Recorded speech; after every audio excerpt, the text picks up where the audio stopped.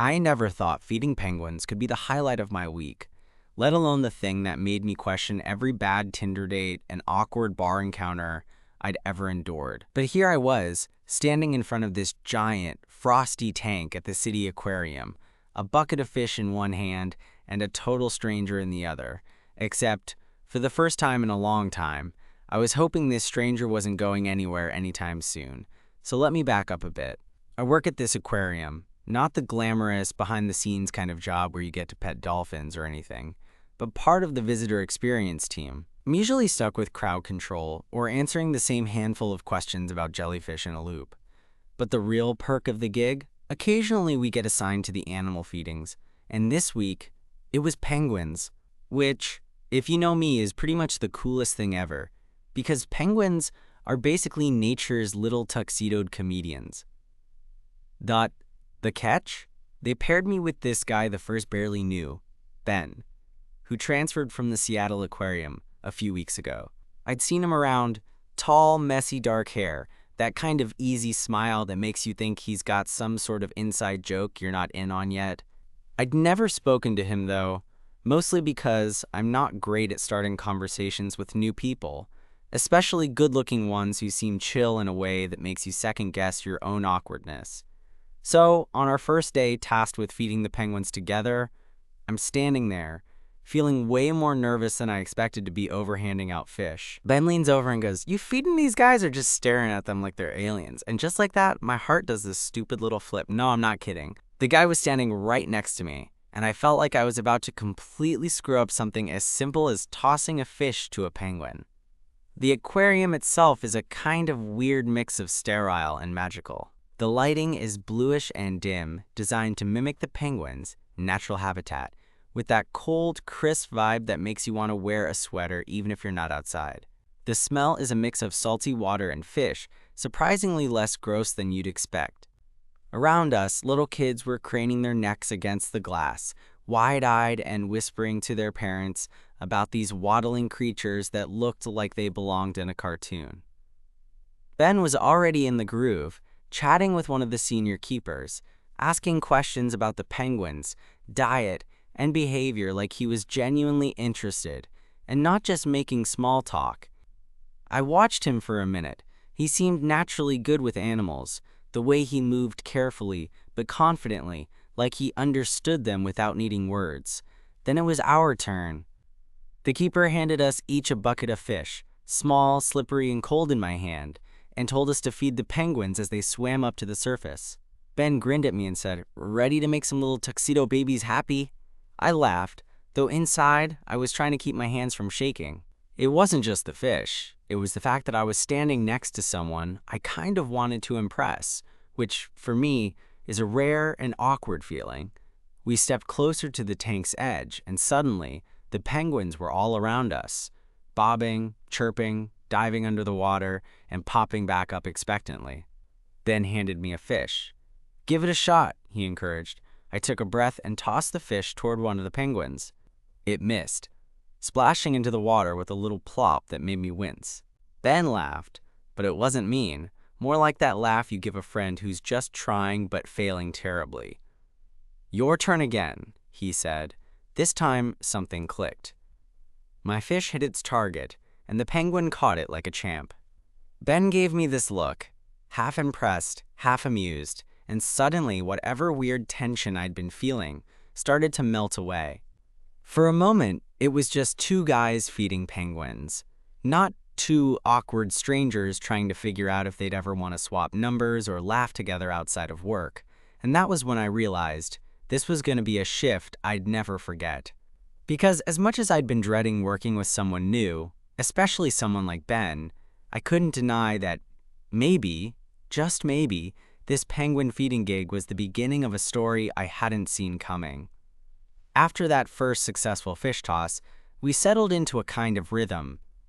Ben was surprisingly easy to talk to once I got past the initial awkwardness. He cracked jokes about the penguins being little divas, demanding snacks like they were in some underwater VIP club. I mentioned how I once tried to train my cat to do tricks and failed miserably, and he laughed like I'd just shared the greatest comedy routine ever. The way he laughed was kind of infectious, not loud or obnoxious, but genuine, like when you catch yourself smiling just because someone else is. I found myself opening up more than I usually do, telling him about why I ended up working at the aquarium in the first place. Not some grand childhood dream kind of story, but more like a fluke that turned into something I didn't totally hate. He nodded along, listening without interrupting or trying to one-up my stories, which felt rare. At one point, a penguin popped its head out right between us, staring at Ben like it was sizing him up. He smiled and leaned in, whispering, "Hey buddy, you trying to steal my heart or just the fish?" I almost choked on my breath, caught off guard by how effortlessly charming he was. As the feeding wrapped up, the keeper came over with a clipboard, chatting about the penguins, health and behavior. Ben listened closely and asked a few questions that showed he wasn't just messing around. It struck me then that maybe he wasn't just some guy who transferred in and was trying to coast through the job. Maybe he actually cared about this place as much as I did, even if we came at it from totally different angles. When we finally stepped away from the tank, dripping wet and smelling faintly of fish, I was surprised to find myself feeling a little sad. Like, the part of the day where I had to go back to being just, that guy who answers questions about jellyfish, wasn't nearly as fun. Ben caught me looking at the tank, then raised an eyebrow like he was daring me to say something. "Hey," I said, "I didn't realize feeding penguins could be this satisfying." He grinned. "Told you. It's the little things." We walked through the rest of the aquarium together, just talking about random things, the weirdest fish in the tanks, our favorite spots in the city, the music we liked. Turns out, we had a lot in common beyond penguins. He was into vinyl records, liked hiking, and had a weakness for bad sci-fi movies. I shared my complete addiction to podcasts and confessed I'd never actually been on a real hike before, despite living near some decent trails. At one point, we got caught behind a group of kids on a field trip, all babbling excitedly and running around like the place was Disneyland. Ben just shook his head and said, "I don't miss the chaos, but I do miss the energy." I nodded. "Yeah, it's a trip watching their excitement. Makes you kind of wish you could bottle that feeling." He looked at me, a little softer this time, and said, "Maybe some things are better shared." I blinked because that felt different. The way he said it was subtle, but there was a weight there, like he wasn't just talking about the penguins or the chaos of the kids. Maybe he meant sharing moments like this, the unexpected connection, the quiet understanding. Days passed, and feeding the penguins together became our unofficial tradition. For me, it quickly became the best part of the week. Sometimes, we'd arrive early to watch the penguins before anyone else showed up, talking about everything and nothing. Other times, we'd end the shift grabbing coffee at the little cafe inside the aquarium, the smell of fish long forgotten as we joked about who could survive a day in the penguins' icy habitat. One afternoon, a few weeks in, something shifted. We were standing by the tank, the usual chatter between us slowing down, as we both got lost watching the penguins dive and play. Ben nudged me with his elbow and said, "You ever think about why penguins mate for life? Like, what if they just know when they've found the right person and never want to let go?"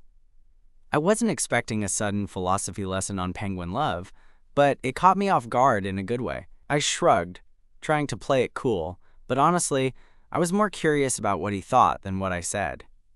"Maybe," I said slowly, "it's less about knowing and more about choosing every day. Like, you decide this is who you want to stick with, no matter what." He smiled, and it felt like he was holding back a whole conversation he wasn't quite ready to say out loud yet. That day, after we finished feeding, instead of going our separate ways, Ben walked me to the exit like it was the most natural thing.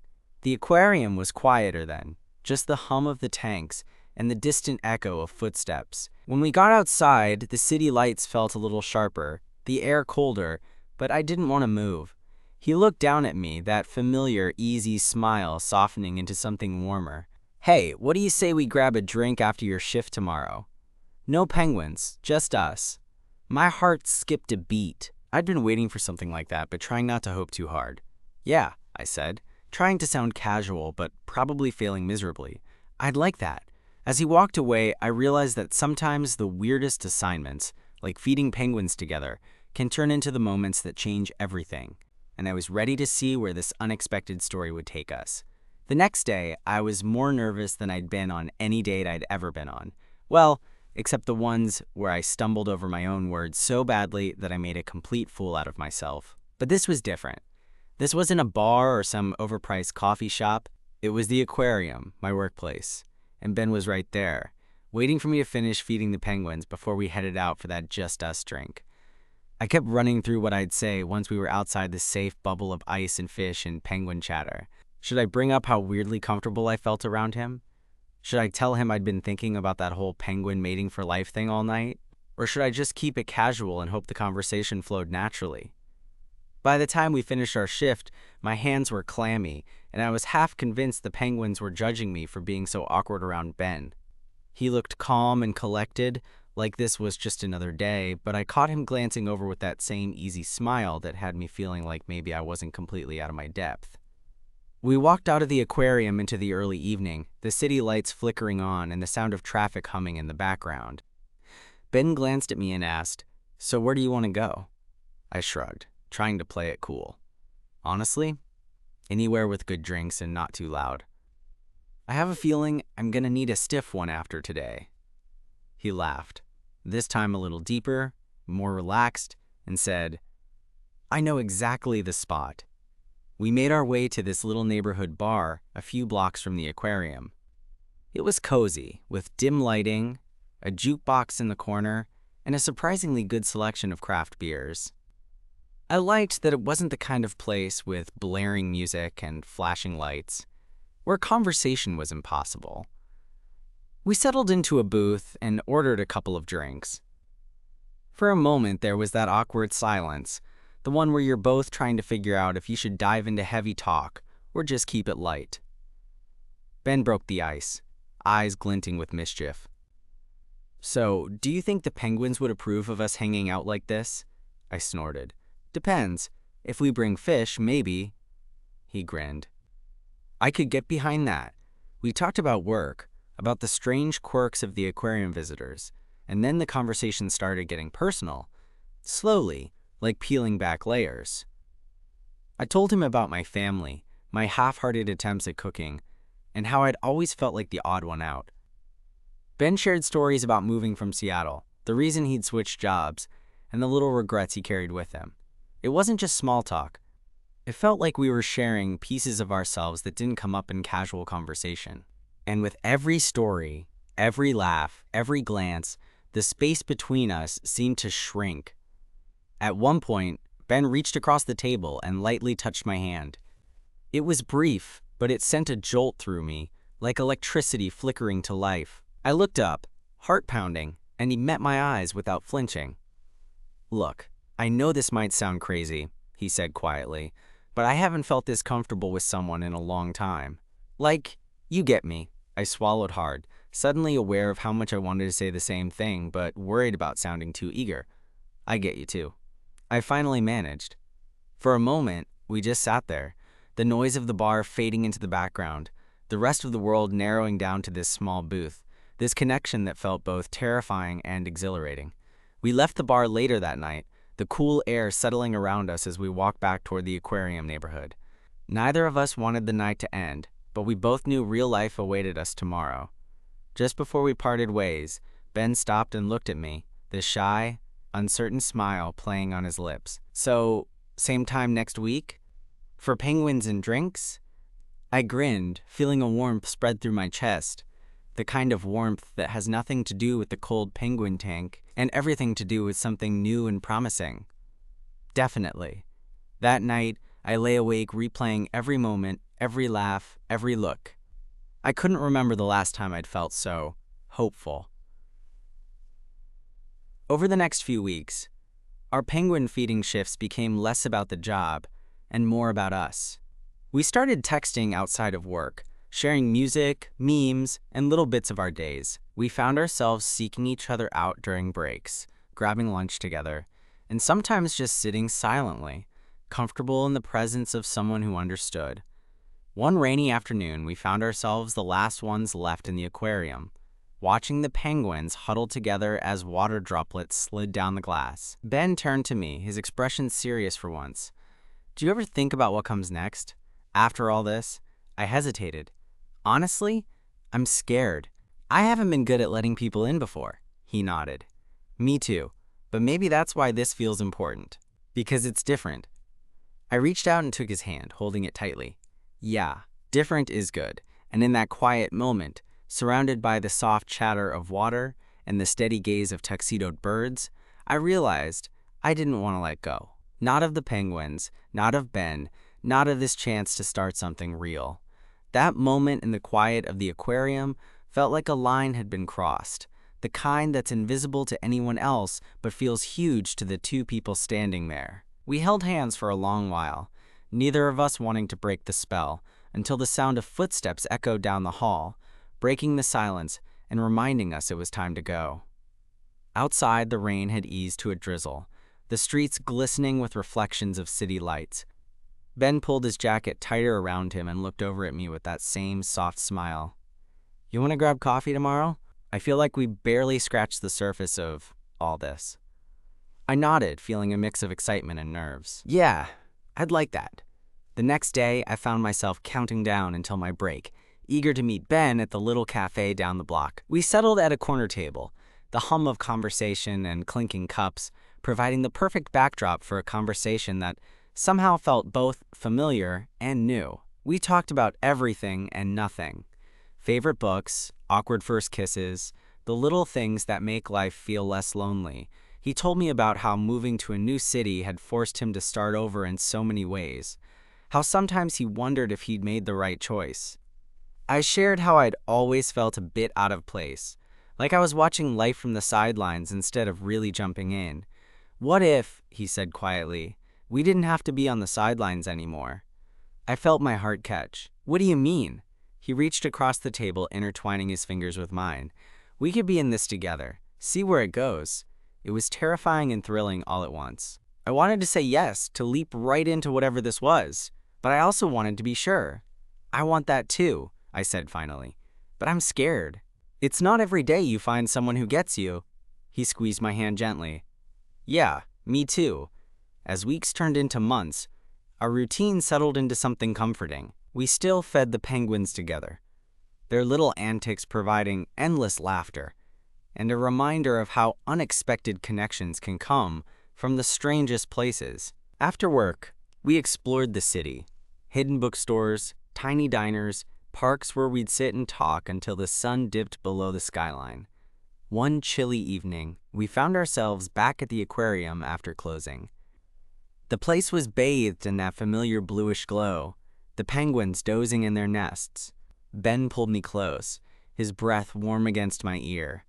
You know, he murmured, I never thought I'd find something real here. Not just with the job, but with you.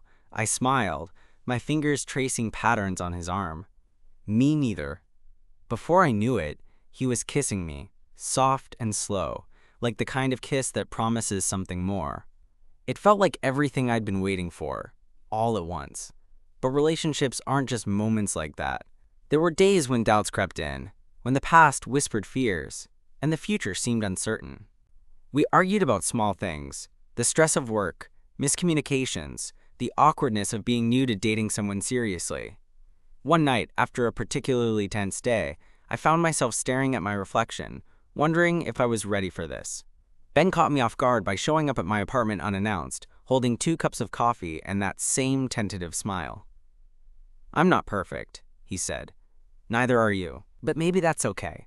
We talked for hours, unpacking fears and hopes, realizing that real connection meant accepting imperfections, not just celebrating the good parts.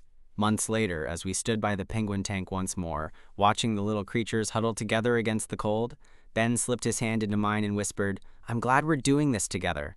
I smiled, feeling the warmth of his hand and the promise it held. Me too. In that moment, surrounded by the gentle clamor of water and feathers, I knew that sometimes love comes waddling in when you least expect it, and it's worth every awkward fish toss and nervous smile along the way. A few weeks after that night by the penguin tank, things felt like they were settling into a rhythm, comfortable, steady, the kind of connection I'd never really allowed myself before. But, as always, life has a way of throwing curveballs when you least expect it. It started with a casual conversation during one of our feeding shifts. We were passing the bucket back and forth, joking about how the penguins probably thought we were their personal waitstaff, when Ben's phone buzzed. He glanced at it and then frowned slightly. "Everything okay?" I asked. He hesitated a moment before nodding. "Yeah, it's just my mom. She's not doing great. Got some health stuff she's dealing with." I could tell there was more beneath the surface, but he didn't say anything else. That silence between us was heavy, and I wasn't sure if I should press or give him space. So I just squeezed his shoulder and focused on the penguins instead. Over the next few days, Ben was quieter than usual. There were moments when he'd zone out mid-sentence or check his phone with a worried expression. I wanted to be there for him but wasn't sure how without overstepping. One evening, after a long shift, I found him sitting alone in the break room, staring at his phone. I sat beside him, keeping it casual. "You want to talk about it?" I asked. He looked up, eyes tired but grateful. "I guess it's just hard. My mom's been sick for a while, but it got worse recently. I'm trying to juggle work and maybe going home more often, but I don't want to mess things up here." I nodded, feeling a mix of sympathy and helplessness. "That sounds rough, but you don't have to handle it all alone, you know." He gave a small smile, that familiar warmth flickering back. "Thanks. It means a lot." From there, things shifted. I found myself wanting to support him however I could, whether that was covering for him during shifts or just listening when he needed to vent. We grew closer in a way that wasn't just about the easy laughs or the penguin feedings, but about being a steady presence when life got messy. One rainy Saturday, Ben invited me over to his place after a long week. We ordered takeout, sprawled on his couch, and watched old sci-fi movies, one of his favorites. I could tell he was still carrying stress, but being there, sharing that quiet space, felt like a balm. At one point, he turned to me and said, "I don't say this enough, but I'm really glad you're here. I don't know what I'd do without you." My chest tightened. I'm not going anywhere. The next few months were a whirlwind. Ben juggled trips back home to see his mom with work commitments, and I tried to be as supportive as possible. We had our rough patches, moments where the weight of it all made us snap or withdraw, but we kept coming back to each other. One evening, after a particularly tough day, we found ourselves back at the aquarium after hours. The silence was calming, the only sound, the soft murmur of water and the distant calls of the penguins. Ben pulled me close, resting his forehead against mine. "I want you to know, I'm serious about us, even when things get hard." I smiled, heart full. "Me too." It wasn't always easy, but that's what made it real. We weren't perfect, but we were in it together. Later that week, as we fed the penguins, I noticed one of them had a small bandage on its wing. Ben explained it was a minor injury, but that the bird was healing nicely. It struck me as a little metaphor for us, imperfect, sometimes hurting, but resilient. After work, we grabbed dinner at our favorite diner, the place where we'd shared so many late-night talks. Between bites of greasy fries and sips of coffee, we planned a weekend getaway, a small trip to the coast to escape the city and just be. Sitting there with Ben, I realized how far we'd come, from nervous fish tosses and shy glances to this, two people who'd found something worth fighting for. As we walked home under the glow of streetlights, fingers entwined, I knew that whatever came next, we'd face it side by side. And sometimes, that's all you need. The weekend trip to the coast was something neither of us talked about too much before it happened, but somehow it felt necessary, like pressing a reset button on all the stress and chaos that had been swirling around us. I think we both knew that if this relationship was going anywhere, it needed more than stolen moments at the aquarium or quick dinners after long shifts. We loaded up Ben's old, slightly beat-up car early Saturday morning, the sky gray and heavy with that salty ocean breeze promise. The drive out of the city was a welcome change of pace. No buzzing phones, no fluorescent lights, just the hum of the engine and occasional banter filling the space between us. "You know," Ben said, eyes on the road but a smile tugging at his lips. "I never realized how badly I needed this." I glanced over, caught in that easy warmth he always seemed to carry. Me too. We talked about everything on that drive, the fears we hadn't said aloud, the hopes we dared to dream, the little things about ourselves that had always felt too vulnerable to share. It felt like peeling back layers, but in the best way possible. We found a tiny cabin just off the beach, Nothing fancy, but cozy enough to sink into and forget the rest of the world. The first night, we cooked dinner together, fumbling with the stove and laughing when the smoke alarm went off because neither of us realized the pan was empty. It was imperfect and chaotic, and exactly the kind of memory I wanted to hold on to. Later, we sat on the porch wrapped in a shared blanket, watching the waves crash under a sky smeared with stars. Ben's hand found mine, his fingers interlacing with mine like they'd always belonged there. "I don't want to mess this up," he said quietly. I squeezed his hand. "We won't. Not if we're honest." For the first time in a long time, I felt like I could breathe, really breathe, and just be myself without the usual walls and doubts. The next day, we wandered along the beach, feet sinking into cold sand, the ocean spray misting over us. We talked about our parents, about fears of disappointing them, about what family meant now that we were building our own little unit. At one point, Ben stopped and looked at me, his eyes serious. "I've been thinking about what you said, the choosing everyday part, and I want to choose you.